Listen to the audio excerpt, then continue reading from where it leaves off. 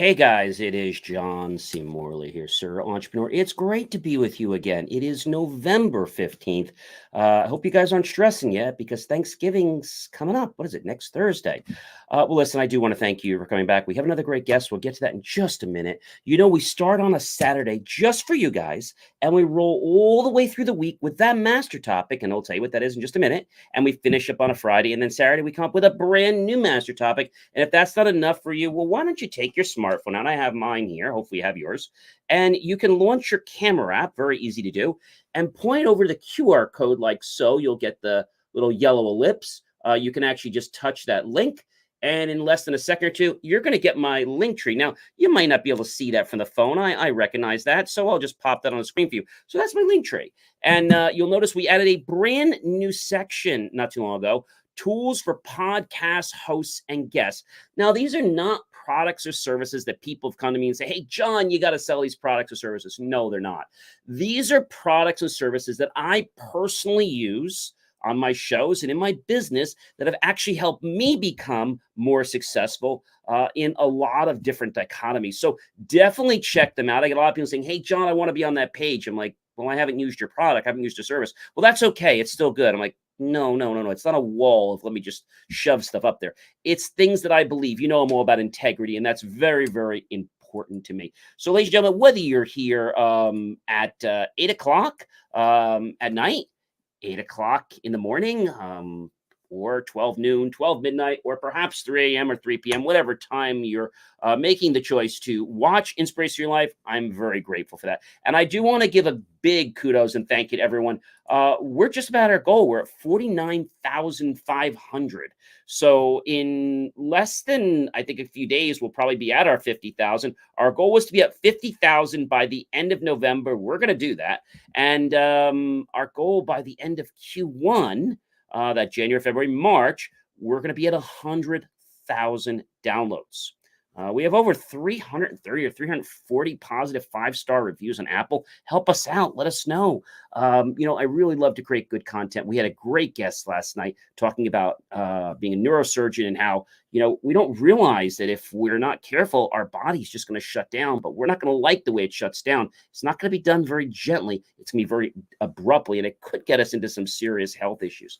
Well, maybe you've talked about, I don't know, buying a mug, or maybe even gotten a bottle of water. And, you see this bottle. I know I was at West Point this weekend, which was an amazing experience. I won't go off that. And, the bottle over there, I would have thought $1, $2. No, the bottle over there was, you ready, ladies and gentlemen? $4. Now, if they would have dropped that price down to $3.99, would you have bought it? Well, my next guest probably would say yes, because my next guest is actually done a lot of study in this, and he has his PhD in IO Psycho. Now, what is that? Well, that is industrial organization psychology. Let me say that again for you, because I know that was a big mouthful. IO psychology. So not IO like input, output of like systems, but close. Industrial organizational psychology. And what does that really mean? Well, he's the guy that can take a look at those bird's eyes of, why do people care that this mug is $11.99 versus $12.25? I mean, it's only a penny, right? It's only a few cents. Well, because there's a state that your brain goes through. And we're going to learn tonight a very interesting topic that he's going to be talking to us about, which I think you guys are going to have a lot of fun with. And you know what it is? All right, first, before I share that, we're on episode number 2. Actually, series 2. And what makes us successful is very important. But the most part of what makes us successful is what lights your fire. What lights your fire? And that's what he's going to be talking to us about, because I know that other people will light your fire, but wouldn't it be great if you could ignite your own passions, your own fire, your own joy for life? What if we could be our own best friend? Ladies and gentlemen, please help me welcome to Inspirations for Your Life's show tonight, Kurt Nelson. Hello, Kurt. How are you? I'm good, John. How are you? I am great. So you're the man who's going to tell us why this bottle should be $3.99. I got to ask you, why is it that I'm going to buy this bottle of water for 3.99 and $4. I probably will. I really would go home and get mine for like about less than a penny because I have an RO system and I can get as much water as I want for like $120 for the year. And it's like fractions of a penny. So why is it that we gravitate towards specials and things like this penny? What is the penny? The penny isn't the penny. If economically, if you raise that price to 401, it doesn't change how people perceive it or buy it. There is that element of moving from a solid $4 and the way that our brain processes $4 versus 3.99. We actually see the three first versus the four. Therefore, our brain does some really mental gymnastics where, hey, this is cheap. It's cheaper there. So 3.99 is a lot cheaper than $4, even though it's only a penny difference. But It that's what our brain reminds me does. it reminds me if you ever take or do engineering, but if you just take something simple like you just take a formula, you just take two numbers and you want to find out which side fractions is bigger. A real simple way to do it is you just go diagonally. And you can tell he's a little cheap, but it works, right? So Yeah. you can quickly do that. So when we talk about, what lights your fire to take action, what's the most important thing that you can share with our viewers about, you know, what we should be doing to light our fire, whether it's passion, whether it's relationships. Well, what can we be doing? There's a ton of different things that you can be doing. I think the most important piece of understanding how to light your fire for yourself is really understanding what is that intrinsic motivation for me. When we think about motivation, at least the way that psychologists, IO psychologists like myself think about it, we think about extrinsic motivation, those things that are outside of us that we're doing to get something, versus an intrinsic motivation, which is that part that is internal to us that we like, we find value, we find engagement with it because of the activity itself or what we're doing. Now I think to light your fire, really what you need to do is you need to tap into your own self kind of perception that you have. What are those values, what are those underlying pieces that are really important to you? And when you figure that out, which is, I wish this was a silver bullet and an easy thing to do. It's not. But when you are able to figure out that self kind of persona, who you are, what are the key things for you, then you set some goals around those. And that can really be a key piece. But none of it is easy, John. It is all very hard work. It's why, I still have a job. So, I gave up a few years ago setting goals. And we said, why are you setting? No, no. I gave up setting goals, yeah. being a motivational speaker for a long time, in that I find goals are a waste of time. You see, because a goal, if we don't achieve a goal, well, all right, I didn't achieve it. No big deal. I'll set another one and maybe I'll achieve it next time. If I don't, I'll just set another one. Well, that's really counterproductive. So I don't set goals anymore. I make promises Hmm. because when I miss a promise, it's a lot more endearing and a lot more serious to me that, well, why didn't I make it? Like, I got to make sure next time I make it. Like, or if you promise somebody something, it's different. So when we think about fire, lighting our fire to take action, what's the most important thing when we think about taking action with people? Is it the consistency? Is it the amount of action we're taking? What's really important? Because I know a lot of people watching tonight and people listening on the podcast. What is it? Because we hear, oh my gosh, I got to take action. I have so many things to do. I got this to do. I got homework to do. I got to go shopping. Like, I don't have time to take action. So can you put our viewers and listeners a little bit of ease on that? Well, I want to go back because the one thing that you said about this making promise versus goal, and I love that you said that because it really points to another aspect, which is about framing and how do we frame things within our brain? How do we do that self talk to our own selves? And so the idea of framing a goal versus a promise, I think, is very interesting and probably really powerful, particularly for you, as you talked about the idea of making a promise. And it's much different to break a promise than it is to not achieve a goal. And so therefore our brain, again, our brain is a really interesting piece of machinery, if we want to call it that. It's about 2.5 to 3 pounds, yet it takes up about 20 to 30% of the energy use of our entire body. And so when we think about what our brain is doing and how it controls all of the things that we do, it's really it tries to do some simplification of things, and those are some what we call them heuristics. We call them biases. We call them a number of different factors within the psychology world. But really, what we're looking to do is we're trying to say, how does our brain process most efficiently and making our lives easier. So you talked about fire. You talked about what is it that we can do with fire, in other words, and you asked a couple questions within there. One was, is it consistency? Is it some of those things? There's some really interesting research that shows that if we're doing a little bit of progress every day, that progress is very it's very motivational for us. It's very engaging. Once we get paused, once we start moving backwards, though, that feels really hard. So there is an element of consistency in progress and moving forward. Teresa Amidable did some really fascinating work on that. So that's part of it. But if you're talking about, like, if you're trying to take action and what are those pieces to do, one of the other pieces that we do in talking about framing is when we think we have a huge thing that we need to accomplish, it seems overbearing. It's daunting to us. And so one of the things that we talk about is, how do you break that down into stepping stones, into smaller little pieces? And those don't. And so it really, for me to like start your fire, it really is, it's the spark. What is that spark? And then what is the kindling that you use in order to make sure that fire keeps going, and make sure that that kindling is small. It's not, you can't put a big log on like a little flame. It's going to put it out. You need to have smaller little pieces within there in order to start that fire.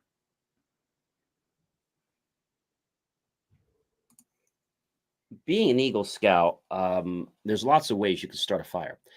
Yeah. And I remember starting a fire with flint and steel, which many of you may or have tried that. I started a fire with a battery and steel wool. I've done the Hmm. sticks, which is a lot harder. The friction, just getting a little tiny spark. I think when there's different ways, it's important. But one of the things I like to talk about is, we talked about how to ignite your fire. I think one way I like to ignite my fire is to give gratitude for the fire that I already have. Mm. So I have two ways I do that. I have it right in my pocket here. I usually carry it with me every day. This is my green rock. Now, it's not magical. Okay, it is. I call it my little green rock, basically. But it is magical. It's magical because of the properties I assimilate to it. The rock is a smooth rock. It's not sharp. I got it at a store, and it was probably like $8 to $12. And you want something smooth because you don't want something rough, so it'll rip your clothes or anything like that. But you also want something smooth so you can kind of play with it. And so I tell people uh, to feel their gratitude. I thank people for what they do, but feel it. So somebody says to me, John, well, how do you feel gratitude? I said, well, don't just put the words in, feel it from your heart. And your heart, as we've learned before, has more connections to our brain than our brain does to our heart. Our heart's like the big CFO, even though the brain thinks it's in charge. I mean, the brain is in charge. Okay, I'm sorry. Yeah, I know you're in charge, but really, you're not in charge. I'll be honest with you. It's really the heart. So just deal with it. The gratitude, I tell people, if you're grateful for things, then you'll have more things in your life to show up you can be grateful for. But this also leads me to something else called the Honopono. So, and it goes like this. It's a little phrase prayer, and it says this. You're supposed to say this 108 times. I'm not going to say it 108 times. I'm sorry. Please forgive me. Thank you. I love you. I'll say it just three. I'm sorry. Please forgive me. Thank you. I love you. And one more time. I'm sorry. Please forgive me. Thank you. I love you. And when you can, I guess, get a hold of something for a purpose, whether it's gratitude or anything, I think that's a great way to, fire our lives. What do you think, Kurt? I think gratitude is really powerful. And you talked, I thought what was really interesting for me from what you just said about gratitude is that when you practice gratitude, that more things come into your life that you're grateful for. And there's actually good research that shows that if you have a practice a gratitude practice. And that can be your green rock and kind of feeling it. It can be a gratitude journal that you do every day. It can just be a gratitude process that we do. And there's lots of interesting pieces. We can get more into gratitude in how it can be done in various different aspects. But what happens with gratitude if you start doing it is you start to actually rewire your brain. And so the neural connections that you have inside of your brain, all of a sudden, when you realize that you're doing something that you're identifying those things that you're grateful for in your life, and that can be everything from, hey, somebody really went out of their way to help me today. It can be simple little things like, I am really grateful that I live in a day and age where I can talk to somebody across the country and see their face, and this amazing kind of technology that we have.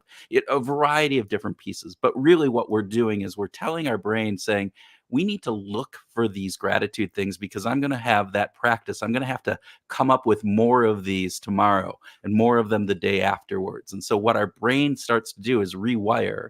And as you said, what we start to do is we start to notice things in our lives that we can be grateful for.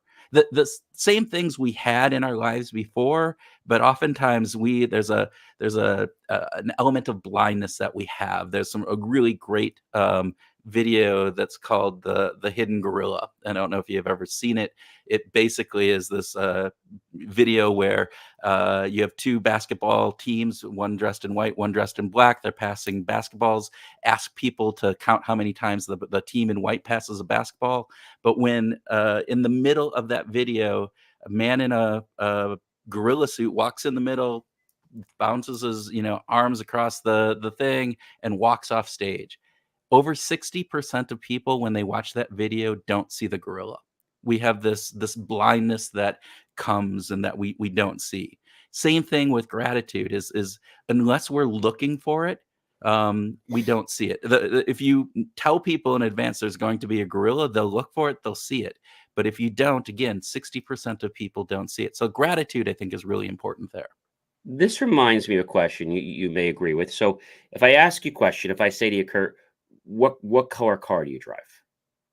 It depends. I have a black car and a silver Oh, car. So there you okay. go. So let's say today you're driving your black car, and I have a couple cars too. I'll say I'm driving my white car. So, and if I ask you, I bet there's probably a lot of those cars on the road. Not such to the model, but that color. Same thing with me. And we all would probably argue that there are more white, there's more of this, whatever there is, there's always more of whatever the other person has. And this goes back to that thing I call it the RAS, the reticular activating system, where getting into the neuroplasticity of our brain. Hebb's law, what was it? He said neurons that are wired together fire together. Reverse it. That Reverse fire together are wired together. neurons that fire together are wired together. Okay. Yeah. If they're fired together, wired together. But I guess that's kind of like the whole thing that, we can train a lot of things in our body to be autonomous. I mean, 95% of our body is autonomous. We're running these programs, and people just don't realize that we have access to change them.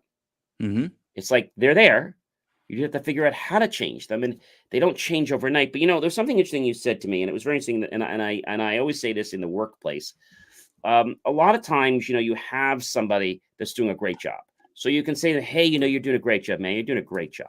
Okay, you are doing a great job. Great, nothing wrong with that. Now you got somebody that has been with you for a while, and I don't know, they're not doing a great job because they're fast, but they're making so many mistakes because they're putting the items in the wrong lines, and then they're going out to the wrong shipping queues, and it's costing more money because we have to fix that. But you can't go to that person and say, hey, man, you're doing a bad job. So one thing I like with IO psychology, which I'm just learning here today, is that it's about the behavior. So whenever I tell people, let's talk about, it's not the person. It's like, Jim, you're a great guy, and I think you've got a lot of capabilities. It's just that whenever we get, a shipment that's over 5,000 pieces, I feel like somehow, more get into a box. You're a wonderful person. It's just, how can we change it so that whenever we get above 5,000, that overwhelm behavior doesn't kick in. What can we do? Can we give you more staff? Can we add a process? What can we do? And I think when we approach it from a support perspective, it's not like we're trying to fire that person.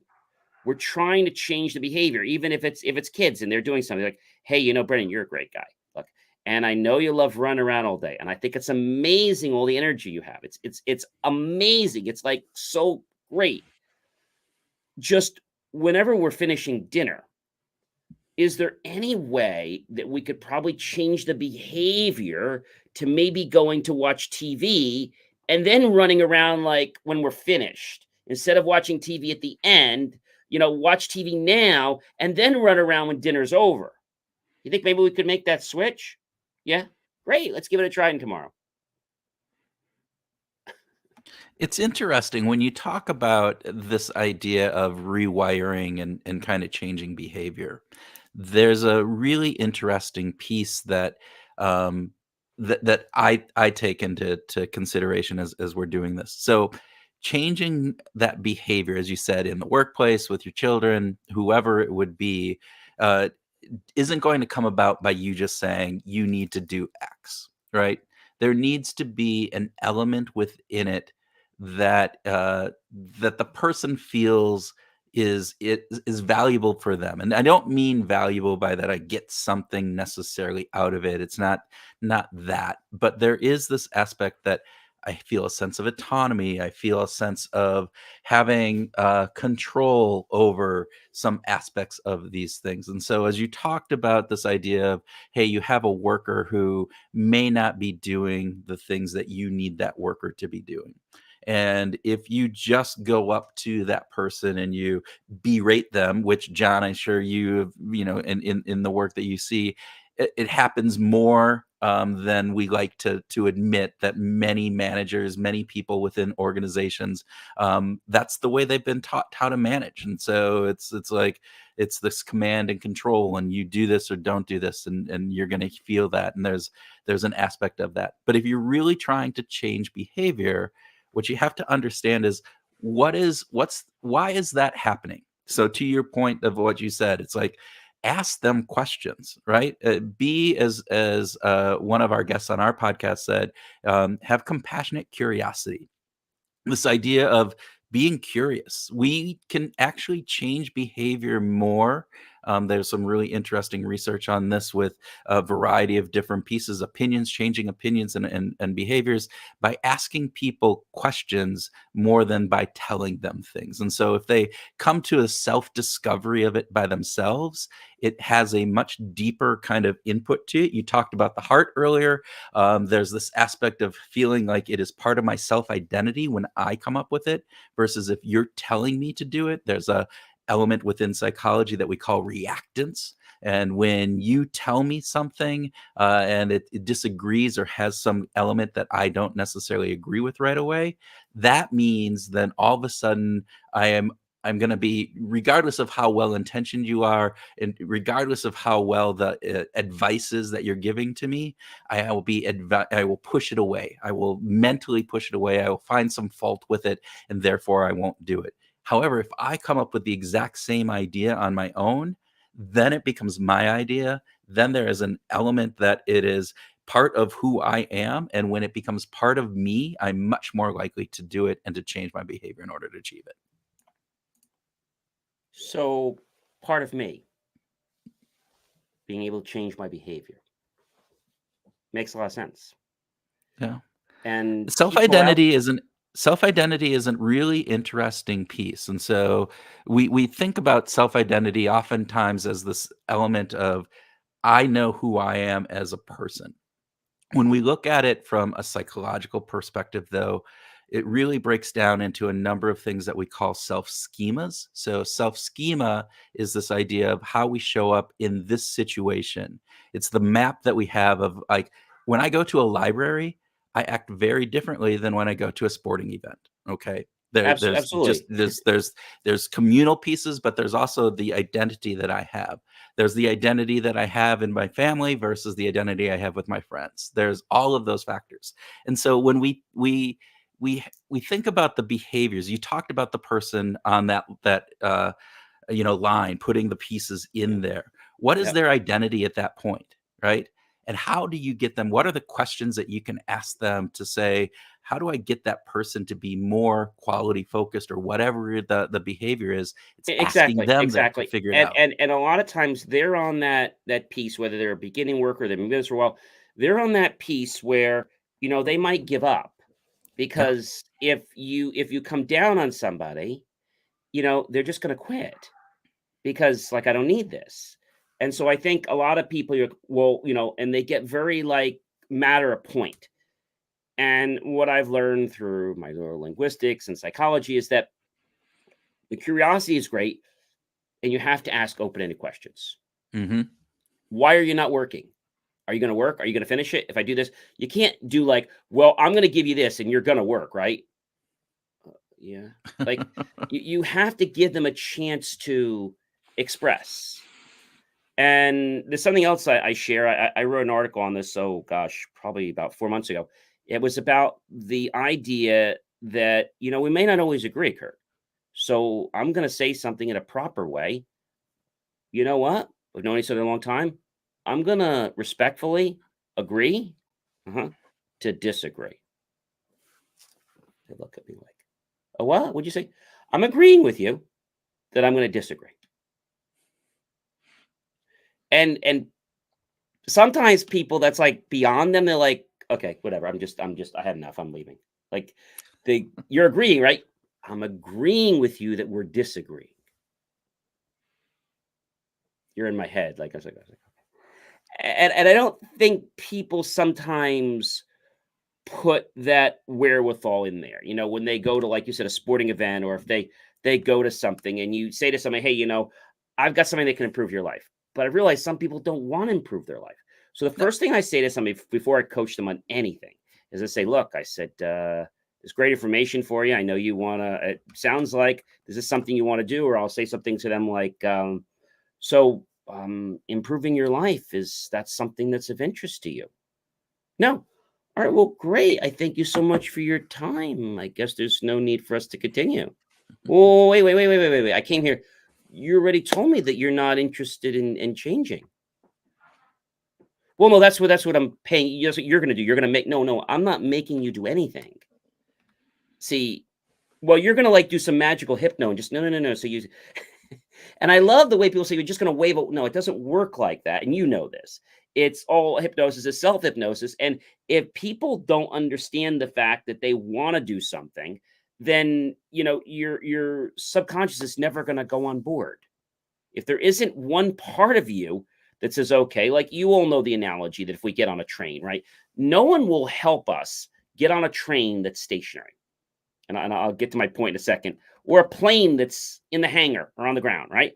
But they will risk their lives to get on a plane that's going a million miles an hour out of the sky, or a train that's going 75 miles an hour. So my point is, nobody wants to jump on with you until you're moving. And I think that's another perception that society has taught people, well, we just don't join trains or join things until they're moving fast. Why? Because you're not humble? Well, I'm just too busy. I don't have time for people. I only want to do things that are, make. Okay, so you're being selfish then. And you put these words out, and they'll say something to me like, well, this is the way I am. I said, yeah. They'll make an interesting statement. I'll be like, it's interesting that you mentioned that. I'm curious. Why would you say that? And they kind of go into this very weird state. It what you're talking about, there's a couple different things if we can unpack them there. There's one which you're talking about, what's called, and again, sociology is called the bandwagon effect. This idea of when we're not interested until something's moving. There's a lot of evolutionary components of like why that happens. Again, our brain is processing saying, well, if it's stationary, it's not going anywhere, then what's the use of me going on? But if all of a sudden it's movement, I don't want to miss out. It's almost that fear of missing out, that FOMO kind of moment. And we know that that's a key. So if you can show that movement, if you can show some of that element within there, then you're building some of that internal motivation that is going to drive you to do that. The dopamine gets released in your brain. You're saying all those different pieces. But the other piece I think that's really interesting, going back to the very beginning part of what you were talking about, is when you're asking questions, it's a sales technique that I think you probably talked about. It's like, do you want to improve your life? And the way that some of those questions get framed. Um, it, there can be a positive aspect of that, because you're asking them and then they're self-reflecting, and then once they've identified that, that's really good. The potential downside of something like that, though, is if people are feeling like they're being manipulated. And so, in other words, the if you ask the really question, like, don't you want to live a better life? Well, everybody wants to live a better life. So I say yes. So there, you have some sort of ulterior motive, and people are really good at picking up BS. We have and I like to say it's this little innate BS kind of predictor. So we have to be really careful in that situation to be able to understand that, hey, when we're trying to ask people questions, make sure that we're asking them with this, as I said, that compassionate curiosity that we talked about before, to really understand, why is it, what is that element for you, not to try to get them to do something, but to try to understand them. If we can understand what it is that is impeding them, what is the friction point that they have, what are those factors that are going to be holding you back as well as pushing you forward, that's where that's where the power comes in. I think it gets into also the differences between empathy and compassion, where one is going to basically be, you're willing to listen and be in their shoes, right? But then when you go the next level, it's like you're willing to actually help them. Mm, And I think a lot of people are taught, to be empathetic, mhm. to understand. But that doesn't mean I'm going to go all out to help you. Yeah, and I think there's an interesting piece that you talk about there, because if we really are looking at this from the perspective of understanding, that's powerful, right? Understanding is powerful. It doesn't drive my action, though. So if I understand your situation, doesn't drive me, it doesn't light that fire for me always. Sometimes it could, because it could resonate with me, with what I currently believe. But the element that you talk about from that compassion part, this idea of, so what is it that I'm trying to achieve that I can help you, but I have to understand that first. So it's a two-step piece. And so I think that I don't know if that aligns with what you're thinking about with that, John, but that was what kind of clicked in my brain as you were saying that. Yeah, I think it's just a point that you know everyone, there's something I always like to say, there's something being polite, and let's say there's polite courtesy actions, and then there's friendship. Mm, And the way I kind of break the dichotomy is really simple. Everyone is taught and raised to be polite and courteous. If let's say it's a roommate and at college, and you are flatmates, okay, you're kind of like, you're not best friends, but you're flatmates, and so you're courteous with each other, right? Maybe you'll grab something to eat, but that doesn't mean you're friends. And so when he or she goes out, they go out to go grab something, or maybe want to do something. Hey, listen, just wonder if you want to catch a movie with me this weekend. Oh, I'm going out. Okay, so they said I'm going out. So now if I come back and say, oh, gee, where are you going? I'm just going out. Oh, all right. So now a lot of people will push that and be like, no, I know you're going out, but where are you going? I don't know. Whatever I'm going to do, I might just go get something to eat, a burger, and then go to a movie. I don't know. I'll come over. I have no idea.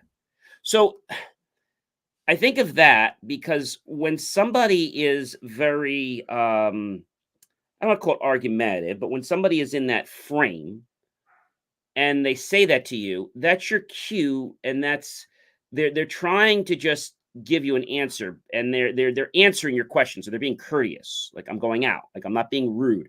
But when you keep pressing them, I'm going out. Okay, well, you asked me 3 times. Like, well, I know you didn't tell me. Like, I know I'm just going out. But I said, well, I'm probably gonna go get something to eat, and then I'm gonna go do a run. Then I'll probably come back and maybe we could see. So because I'm volunteering more information to you, okay, I am past being courteous. Now I'm being friendly.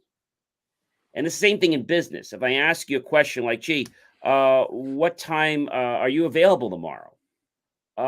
No. Okay. Are you available? Yes. Well, what time? I don't know. Yes, I'm available. This is my schedule. What time works for you? So when I volunteer the information, so people say, well, gee, he's being rude. No. If somebody is not giving you everything you want, they're not being rude. They're being courteous. They're not required to be friendly. People should be courteous, but they don't have to be friendly to everybody. Well, what are you doing tonight? I really don't know. And you've had these people, they try to like, well, what do you mean you don't know? How can you know? I don't know. And they should get the hint that you just don't want to go there. And I think that's the biggest thing I found in a lot of the question studies I've did when I started entering psychology a long time ago, that your thoughts, your state that you're in, you might anticipate something in a different way because of something somebody said. Maybe something happened in their family, and maybe they're just not wanting to say it. Maybe they want to say, I don't really want to share that. Maybe they don't want to say, I don't want to share. I don't know. And that might be their way because something happened. So I tell people, if that happens, like, take a breath. There might just be a day. It might just be an issue. Now, if that keeps happening on a regular basis, I'm like, hey, dude, look, I know every time we begin together, you always blow me off, or, you're coming late. If you don't want to hang, it's no big deal. Like, we don't have to hang out. Yeah. And then you do it again, and then they still don't want to hang out, or they do it and they do the same thing. I say, look, if you do this again, we're done.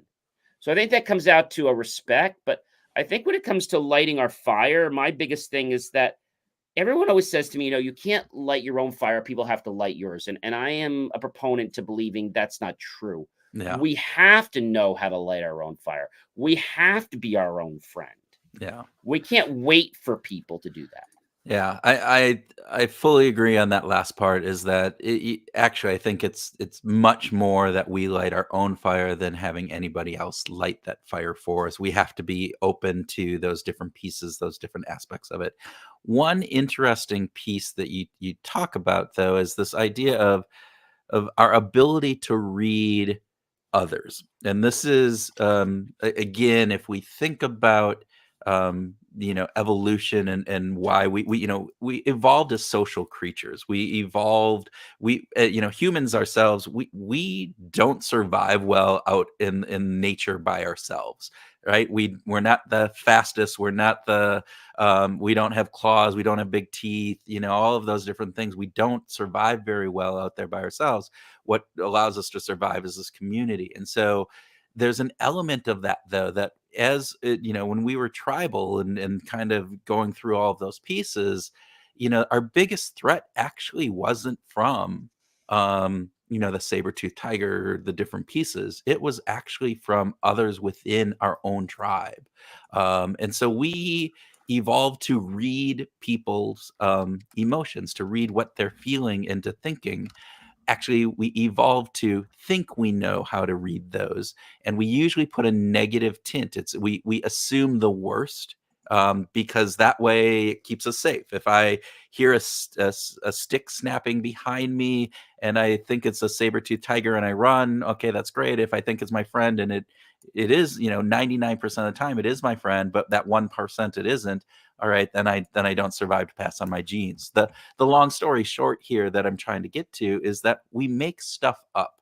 And our brain fills in gaps. And we think we're good at understanding other people's emotions. We think we have this theory of mind. I can understand what you're thinking. Um, but some of us are much better at reading those cues than others are. And one of the things, if you're working, it's one of the biggest pieces that in the leadership work that I do with leaders, is one of the biggest issues that they have with their employees is that employees can't read the room, as they say. They can't, they don't understand the emotional cues, the social cues, the verbal cues. As you said, I'm not answering that question for a reason. There's something there. And people don't see that. They just keep going on, or they ask the same question again and again, and you're going to get the same answer. And so there's an aspect of that that is really interesting. And it's always this idea that we fill in the blanks. Our brain does not like uncertainty. Ari Krugunski is a famous psychologist, social psychologist, talks a lot about this idea of uncertainty in our lives, and that fact that we don't. We there's an element of uncertainty that just really kind of gives us angst. It's this feeling in our gut. That's this element, and so we fill in that uncertainty by making stuff up. And when we make stuff up, oftentimes it's right, but oftentimes it's not. And so, unless we have a really good feedback loop to be able to determine, are we right, are we wrong, that comes into this other piece. Another Annie Duke, who famous decision scientist, former world poker champion, wrote a great book called Thinking in Bets. And one of the best things that I've taken from her insights is this idea of, we often think in black and white. We think of 100% or 0% of chance of, like, if I make a decision, it's 100% that this is going to happen, and different pieces. And what she says is, learn to think in bets, learn to think in percentages. I'm 80% sure of this. I'm 85% sure. That's good, right? That's 85% sure. That's pretty good. I'm 95% sure. That's really good. But what that does is, it does a couple things. Is when our mind makes stuff up. So when we get other information in, if it doesn't align, if it's 100%, then that becomes part of my identity, and this is what I believe. And if I get contrary evidence to that, it's hard for me to change that perception. But if I'm 95% sure and I get contrary evidence, now what I can do, I'm still 90% sure. I've just reduced that certainty by 5%. That's okay. My brain is okay with that. But going from 100, that's the $4 to $3.99, right? That's part of that whole issue that we run into. So people do have issues, obviously, with trying to read the room, like you mentioned. That's a very common problem, especially with the millennial generation. I noticed that was a big issue, and then they didn't care. But not to go down that rabbit hole for right now. I want to, just because that's a whole other thing about how you hire millennials versus regular, and a whole different thing, is something I talked about a few weeks ago, was the importance of how and why taking temperatures will make you successful. I Mm, talked about the fact that we take temperature in the human body, which we learned many, many years ago. They started with armpit temperatures. Then we started with other types of temperatures. And then we went into food temperatures. So we learned about safety in food. But also, we have to know how to take people's temperatures in relationships, in yeah. friendships. How far apart are we? Okay, so in your opinion, where do you think we should go from here? In No, no, my no, no. This is my that's an example of that. So I know yes. that. So Sorry, I those was are the like, kind of I'm going, I don't know, John. Where do we want to go from here? There's it's his example. I've just So met you, really. So I don't know how far we want to go.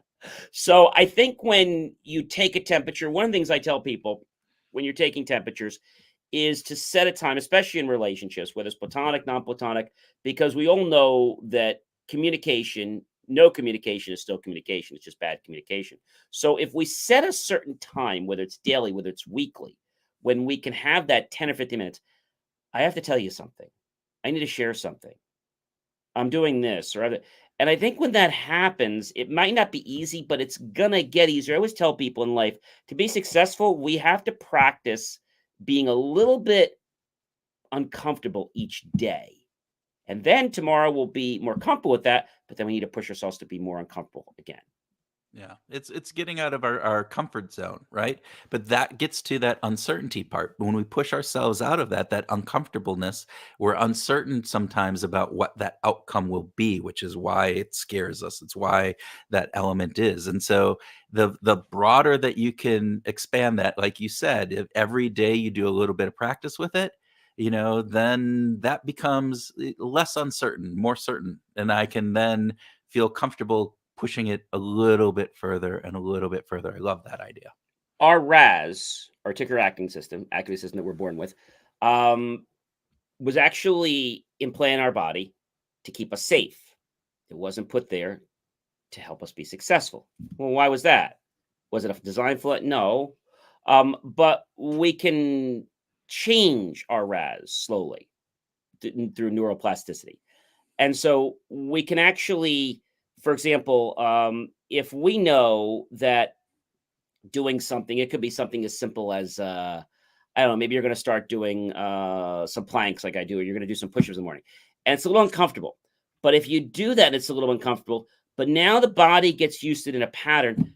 Well, you know what? That wasn't so bad. I guess we can move that bar a little bit, and I'll allow like 10 minutes, or I'll allow this 10 minutes of that, or whatever. And I think if we keep just doing that, I believe that our body's going to be a new person in 30 days. Yeah. It's going to It's change. in we interviewed a person on our podcast who started a whole movement which was about scaring yourself, doing something uncomfortable every single day, and they put these challenges out, and it's this whole community that does it. But the person was a huge introvert, realized how much it pained them, and so they had to go out. I mean, part of their therapy for themselves that they kind of came up with was this idea of going out and talking to a stranger, going out and asking somebody for money, doing things that are a little even within a social norm, are pushing that social norm a little bit. But what that did is it kind of built up this inoculation. So this idea of, all right, I was able to do that. So your part that you said, it changes you over a course of a period of time.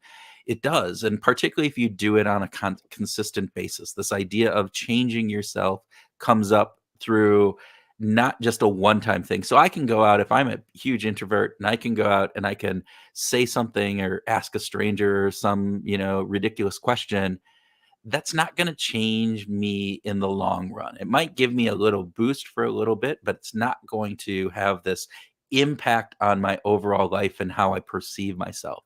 But if I start to do that day in and day out, then I start to see myself as a different type of person. And as you said, 30 days, 60 days, 120 days, whatever that would be, you are able to actually rewire your brain. You're able to change how you perceive yourself, and that self-perception, that expectation you have about how you show up, that self-schema we talked about earlier.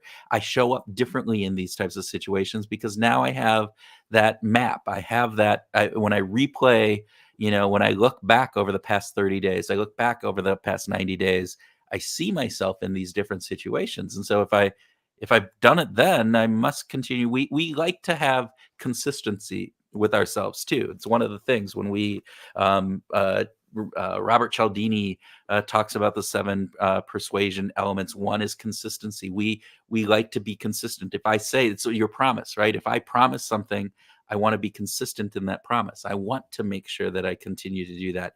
Our brains kind of operate in that way. It's really interesting. I love Cialdini. I think he's amazing. Some of the great things and studies and works he's done. When we think about the fire, and we think about, the whole idea that we've got to do something now, it reminds me of the whole thing. What was Nike always says, do it now, do it now, do it now. And I think there's a lot of truth in that if we have the mindset to do it now, not wait till later, do it now. and we keep having that mindset, do it now, do it now, do it now, it's like it's a momentum, a force, if you will, within us that pulls us forward. And what happens is not only does it pull us forward, but it starts to cause other people to become more aware of us. Not doing it for that reason, like, well, how is that happening? Well, I'm doing it. Well, you are? And I feel, and I give this advice to people if they're an ex or they're in ex relationships, etc. They're always trying to do something to impress them, so they're going to take them back. I said, don't do it for that reason. Do it for you. Yeah. And if the person comes around to you, so be it.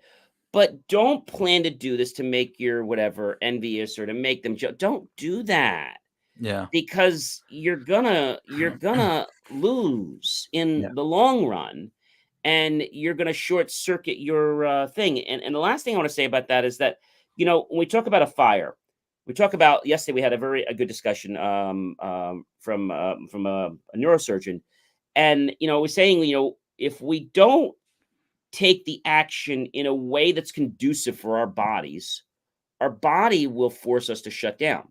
So we need to know when to take a rest. And lighting on fire doesn't mean to be on fire 24/7. I want to make sure No. you all know this. It means that you have a passion. And when I tell people, there's a business owner, there's an entrepreneur, there's a serial entrepreneur, a business owner is not passionate. A business owner just wants to keep the lights on every day. An entrepreneur is passionate about what he or she does every day in business. A serial entrepreneur has found a way to do that, but also figure a way to fix their business and maybe another problem in the world by getting passionate about something else. And people are saying to me, John, well, I want to do something that makes a lot of money. I said, well, forget that concept. Like, just do something that you're going to be passionate about. Well, what makes a lot of money? Do something that you're passionate about and there's a need for in the world. Well, how much money will I make doing that? I don't know. But if your passion is strong and people can see that you're sincere in what you're doing, then you're going to be successful in that. Yeah. And I think that's a magic bullet for a lot of people, that they get, on that fence. The aspect of just do it, that Nike kind of piece of starting something, there's a really interesting motivational piece to that. And so you talked about X, don't do it for your X. There's actually some research that we did, that I did, that talked about motivation. And again, I talked at the very beginning about intrinsic versus extrinsic motivation. Yep. Intrinsic, it's motivating for us, and extrinsic is there. I like to call this, though, like my Newton theory of motivation, because Newton had the three laws: an object in motion tends to stay in motion, object at rest tends to stay at rest, right? Same thing about motivation. So there is this piece of, like, if you just start it now, there's an element of motivation that continues with that. And what is really interesting, and then with the research that I did, was found that you can actually get people might not be motivated to do something. We had this a stationary bike that you rode, that the faster you pedaled, it lit up like one of those light bars. It's kind of like the sledgehammer that you slam down and it rings a bell. If you go fast enough and hard enough, it'll light up all the lights. And people, we said, look, if you ride the bike, you just have to get one light lit and we'll give you a free t-shirt, and then you're done. But what was really interesting is that when we did that, we offered people to ride the bike without anything, and there were very few takers on just riding the bike. Once we offered the t-shirt, though, we got a lot of people. But what happened is that out of over 100 people, only one person stopped at one light. And it was hard. It was really hard. And most people got all the way up to the fourth, fifth, and sixth light, which are really difficult. But they didn't do that anymore for the t-shirt. They did it because it was internal, to see how much they could do, how far they could do, what's my ability. We also had a leaderboard that said, hey, you're in the top, you got up to the six lights in this amount of time, and you're in the top 10, and they'd come back and kind of do that. it was no longer about the t-shirt. It was about this internal piece that they were trying to do. And what's really fascinating about that is motivation can be that way. That's the idea that you might need something to start the fire, but then if it lights that fire within you, then you continue to be motivated. And so it's a really interesting piece when we talk about that. There's another one last piece on this, and this idea of just do it, or start now, do it now, as you said. You don't have to finish it.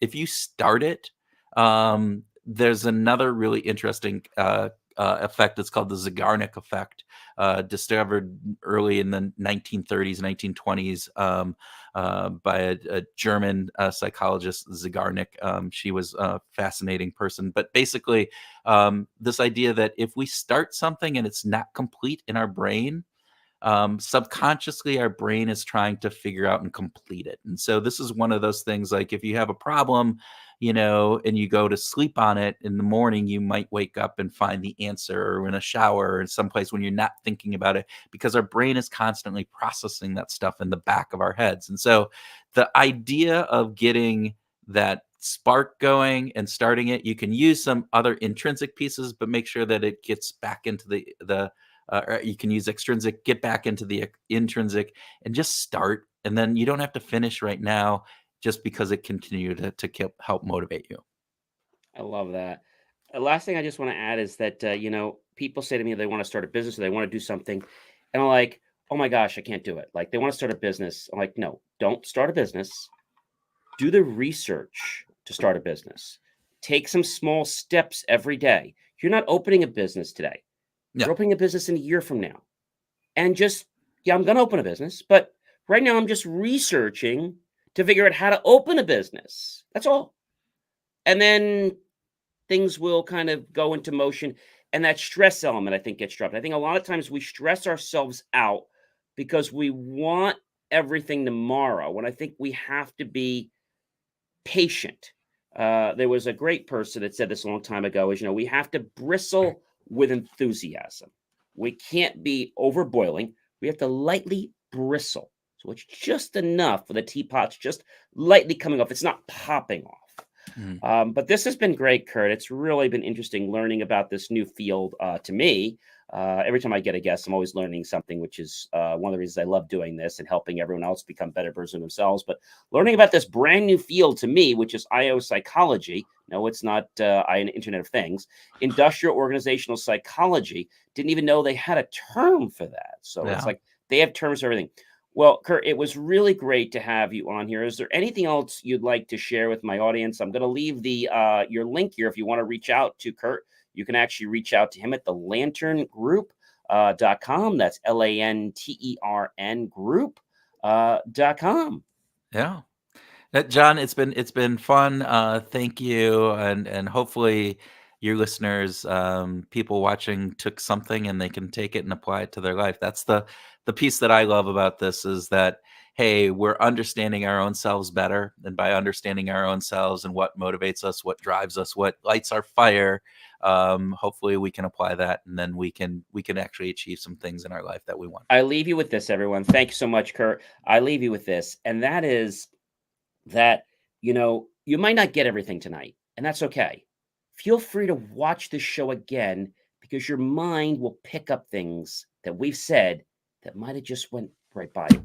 So we're going to catch you guys tomorrow on another show. We'll be talking more about how to be successful. And again, if you haven't caught any of my other shows, definitely check them out. Give us a like, give us a love. We really do appreciate that. And we'll catch you guys when? Of course, tomorrow. But check us out by scanning the QR code at believemeachieve.com. And once again, Kurt, thank you very much for being with us. Thank you, John. Appreciate it, everybody. You're welcome.